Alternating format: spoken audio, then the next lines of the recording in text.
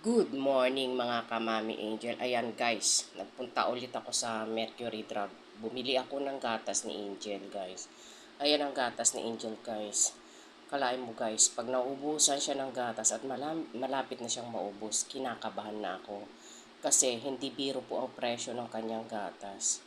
Kailangan po kasi ni Angel itong ganitong gatas guys. Alam niyo naman po kung anong kalagayan ni Angel. Si Angel po guys ay hindi siya kagaya ng mga anak nyo na normal. Siya po ay may kapansanan guys. Ito po, dito ko po sinasalin yung kanyang milk. Pag ganyan na ang natitira sa garapon niya, bumibili na ako guys. Kasi pag sasagad ko guys, baka lalo akong kabahan, lalo na pagka wala akong pambili. Ayan guys, so nilagyan ko siya ng sulat sa ibabaw na ay ito ay para sa kanya, para hindi magkamali mga kasama ko sa bahay na magkukuha nila. Kasi syempre guys, sayang pagka kunwari na timpla nila pala, hindi pala ito yung kanilang ginagamit na gatas. Ito pala ay kay Angel, kaya nilalagyan ko siya ng label sa ibabaw ng takip ng garapon, for sure. Ayan guys, ganyan ang natitira sa garapon, bumibili na agad ako guys.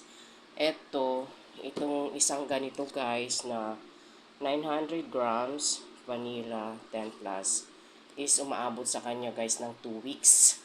Kasi nagdi-drink lang naman si Angel ng milk niya morning at saka evening. Yun lang po guys ang kanyang pag-iinom. Pagkising niya or kung gusto niyang mag-milk ng merienda niya, yun guys, tapos bago siya matulog.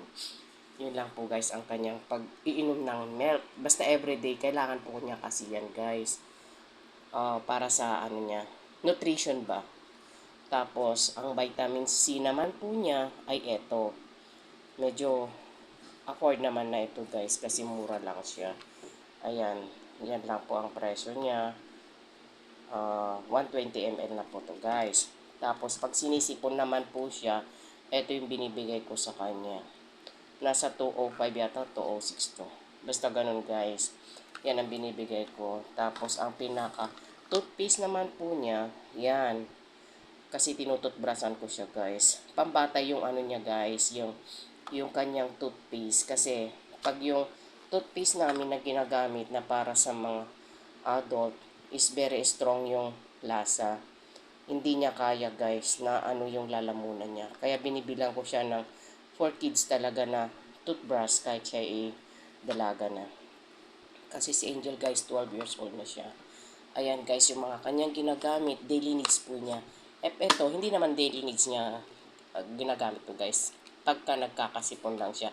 Ang daily needs lang po niya ay ang kanyang pagtututbrush, syempre toothpaste kailangan, everyday vitamin C, at everyday na gatas.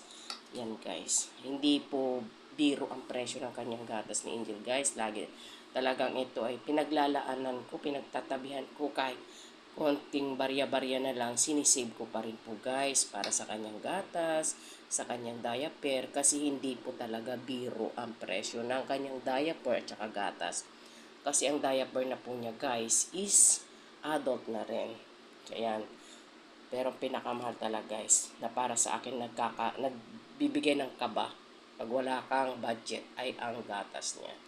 Yun lang po guys. Konting information lang po guys. God bless you. Thank you for watching. Bye. Thank you.